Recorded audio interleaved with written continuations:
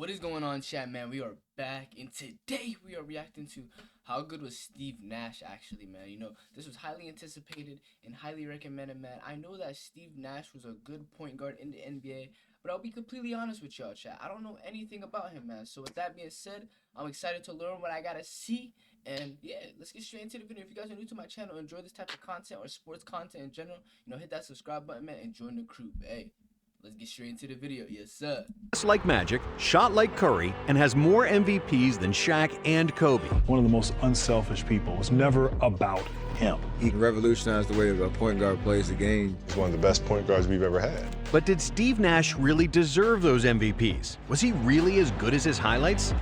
Steve Nash had hella MVPs? What? What a pass. Nash. Oh, and a shot from Nash. That beats Steve Nash. This is the story of Steve Nash. Okay. He was born in South Africa, but raised in Canada, where he played He was born in South Africa. soccer, basketball, and hockey. So the chances of Steve becoming a basketball player were virtually 0%. While his dad John played soccer professionally and his mom Jean played pro netball, they never forced Steve into sports, especially not basketball, which Steve first started playing at 12 years old. But even being the MVP of his youth soccer league, immediately after he picked up basketball, Steve was hooked. I remember watching Steve from inside our house while he was shooting hundreds of free throws in the pouring rain. I never worked that hard, said his younger brother Martin, who was a pro soccer player. Steve's fanatical love for the game made him a dominant force in high school. And as a senior, he averaged 21 points, 9 rebounds, and 11 assists, leading his school to a state title. But when he told his best friends that he wanted to play in the NBA, the only thing he got was laughter. And unfortunately, all the college scouts felt the same. Nash's coach sent out doubted him like that? Like, bro, just give him a chance. over 30 scholarship applications to U.S. colleges, with highlight reels of Nash's brilliant passes and impeccable shooting. But all positives were trumped by prejudice, because Nash was a white point guard from Canada, and nobody believes that Canadians could play anything other than hockey. However, one college coach eventually Never underestimate anyone. That's one thing I gotta say, chat. Never underestimate anyone. No, I learned that too myself as a kid, bro. You could see someone and you wouldn't even think they're that good at what they do, but trust me, they're that good at what they do, bro. Never underestimate anyone. did bite and made a trip to Canada to see Nash play. Immediately, Santa Clara coach Dick Davey fell in love with Nash's skills, even though he also said that Steve was the worst defensive player he'd ever seen. And the coach's assessment of Nash turned out to be spot on, because as a freshman, Nash was a lights-out shooter, but he couldn't guard a chair. So Steve didn't get a lot of playing time, and he even contemplated quitting basketball to return to Canada. But thanks to his maniacal work ethic, Nash quickly improved. And as a freshman, he helped Santa Clara to produce the biggest upset of the 1993 NCAA tournament, after they beat the #2 seeded Arizona. After his sophomore season, Nash played for the Canadian national team in the 1994 World Cup, reaching the biggest turning point of his career. He played for the Canadian national team in the 1994 Cup? Bro, this guy's different, okay. Thanks to Del Harris. Harris was an experienced coach who won NBA Coach of the Year, but that summer he was working as an advisor to the Canadian Basketball Federation. After one practice, he approached Nash. "Steve, you may not know it, but you are already an NBA player, and you have a chance to make a great career." For Nash, it was the biggest injection of self-confidence. So many people told me, come on, when I told them I wanted to play in the NBA. But when somebody from the NBA finally says you can, it means a lot. It means everything. Yeah. In his junior year, Nash averaged 21 points and 6 assists on 45% shooting from 3 and was named Conference Player of the Year. He wanted to enter the '95 NBA draft, but in everybody's eyes, Nash was still a scrawny white Canadian point guard, and his NBA future was still not certain. And it wasn't until his senior year, when Nash dominated against Georgia Tech and their star point guard Stephon Marbury, that the whole world finally saw his NBA potential. Wait, the Suns liked So he played against the NBA player and completely destroyed him? Is that what it was? Like, he completely destroyed his... Okay. Nash and viewed him as a great backup for Kevin Johnson. So in the '96 draft, which would prove to be the greatest draft class of all time, Steve Nash was drafted with the 15th overall pick. I'm hoping that I'm going to... 1996 is the best NBA draft? Y'all have it as the best NBA draft? Let me know down below. Start a steady stream of players from Canada into the NBA. But not everybody was happy with the Suns' draft choice. Phoenix fans booed Nash, feeling the management wasted a pick on a physically inferior point guard from a weak college. And at first, their predictions seemed to be right. In Steve's rookie year, he averaged just 3 points in garbage time minutes. Then, when the Suns traded for Jason Kidd, it looked like Nash's days in Phoenix were numbered. But then, Danny Ainge... Wait, I always thought that Steve Nash was always on the Phoenix Suns. He got traded from the Phoenix Suns? took over, and he wanted to pair Kidd with a great shooter. I don't play because I'm not good enough. I'm not as good as Kevin Johnson right now or Jason Kidd. I know I just have to keep improving. Nash finally saw an increase in playing time, mostly as a shooting guard. He was running off screens and hitting, instantly proving himself as one of the best long-range shooters in the game. However, the joy was short-lived, because Suns management did not see starter potential in Nash. Phoenix sent Nash to the Mavericks. Nash's arrival in Texas coincided with the arrival of Dirk Nowitzki, and the two of them instantly became best friends. We both came Dirk and Steve Nash on a team?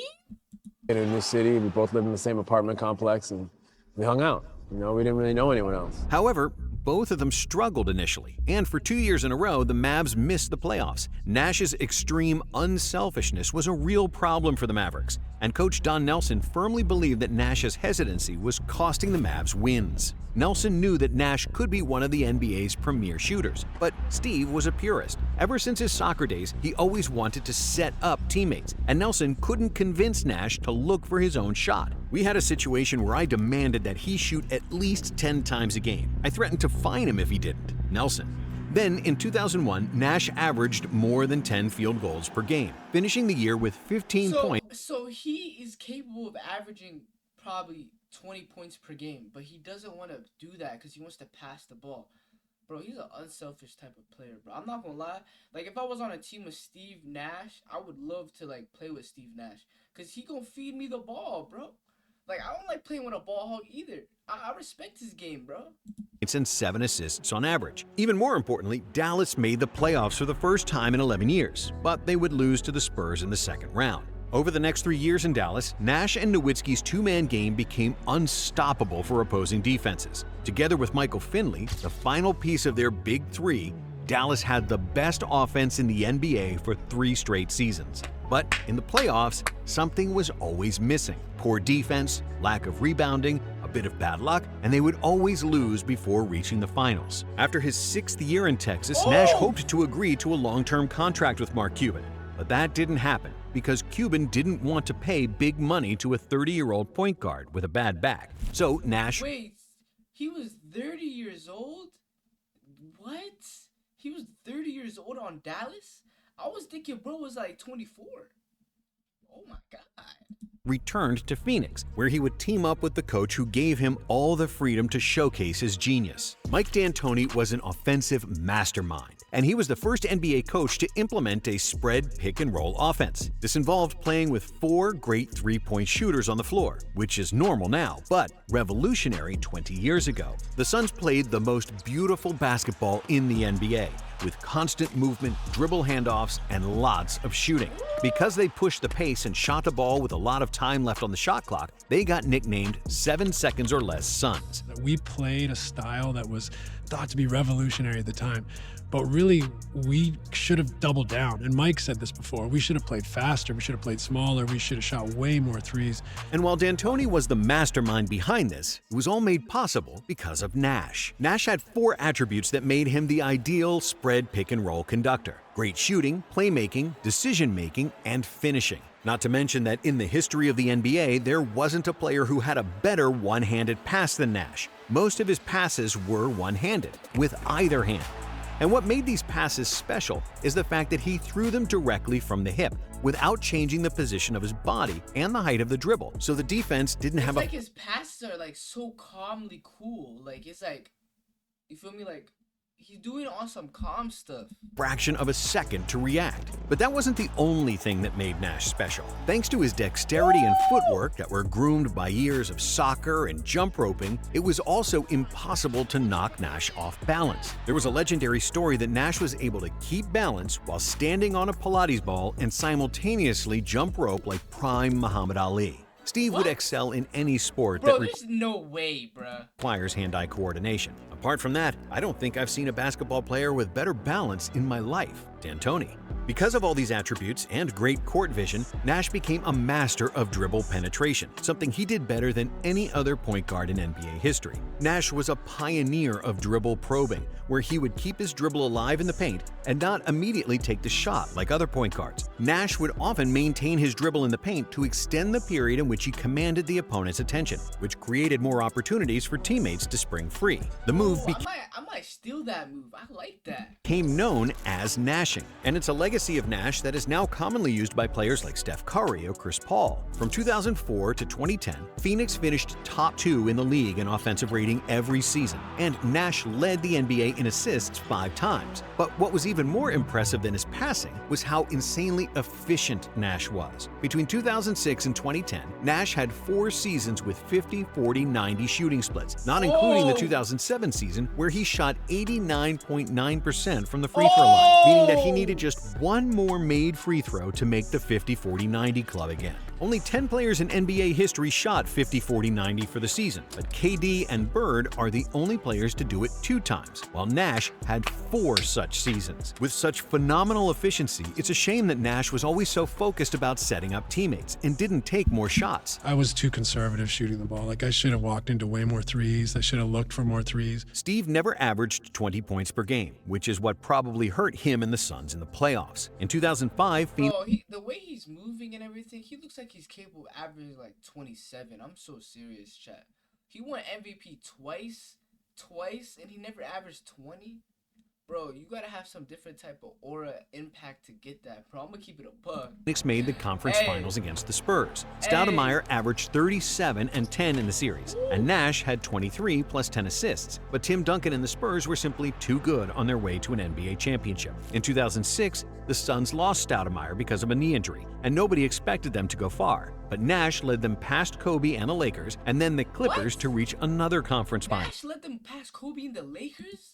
But they would only lose again, this time to Nash's best friend Dirk. In 2007, Amari returned to All-Star form, and this was the Suns' best chance to win it all. After they defeated Kobe again, they met their biggest nemesis, the Spurs, in an extremely tough series filled with cheap fouls, elbows to the face, and controversy. Late in Game 4, Spurs' Robert Horry knocked Nash into the scorer's table at midcourt and was charged with a flagrant foul and ejected. The Suns won 104-98, tying the series at 2-2. Nash played phenomenally and finished the game with 24 points and 15 assists. The day after the game, the NBA announced that Horry would be suspended for 2 games for the flagrant foul against Nash. But what they also said shocked the Suns and the entire world. Because they left the bench after Horry's foul on Nash, Amari Stoudemire and Boris Diaw were also suspended 1 game each. So, for the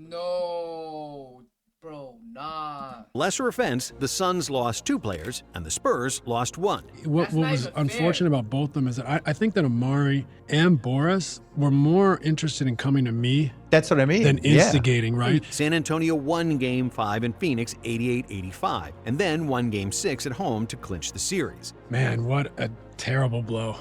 Rewatching it. The following year, Phoenix acquired an aging Shaquille O'Neal as a last-ditch effort to battle with Duncan. But all this countermeasure did was a gentleman's sweep in the first round versus the Spurs. In 2010, the Suns made another conference finals, but by then they were too old and Nash retired without ever even making the finals, let alone a championship. I should have made Steve shoot more, D'Antoni said years later. I told Steve Nash, and you should have shot more threes. I should have made you shoot more threes. D'Antoni was absolutely right, and Nash's career could have been even better if he played in the modern NBA with a ton of three-point shooting. Nash is the second greatest free throw shooter ever at 90.4%, behind only Steph Curry at 90.8%. Behind the arc, Nash shot 42.8%, which is the 11th best mark ever, ahead of Steph, who was number 12. And at 49% from the field, Steve is one of the rare point guards to ever shoot close to 50%, and he's come closest to shooting 50, 40, 90 for his entire career. Shaq could have won the MVP in 2005, and Kobe's 35 points per game could have won him the MVP in 2006. But Steve absolutely deserved to win because he was the best shooter and the best passer in the game simultaneously, something that no other player achieved before or since. Chad, do you guys have, Steve Nash as the best Canadian ever? Or do you guys have SGA? Because SGA did just win an MVP, scoring title, championship. #1 seed, and they're #1 seed again right now. If they win again, you guys might have to put it in a conversation. I don't know. But this is the end of the video, chat. So make sure to like, comment, subscribe, man, and I'll catch y'all next time. Yes, sir.